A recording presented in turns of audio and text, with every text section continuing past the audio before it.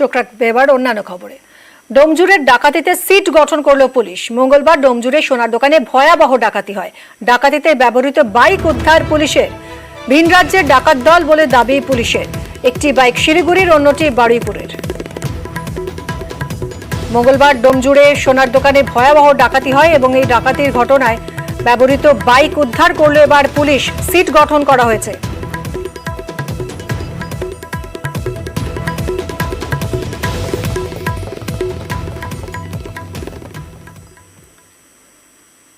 রানীগঞ্জে ডাকাতির ঘটনায় শিক্ষা, ব্যবসায়ীদের সঙ্গে সুরক্ষা নিয়ে আলোচনা।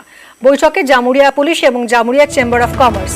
সোনার দোকানের মালিক, পেট্রোল পাম্প মালিকদের সঙ্গে বৈঠক। দোকানে সিসি ক্যামেরা এবং অ্যালার্ম ব্যবস্থায় জোর দেওয়া হয়েছে।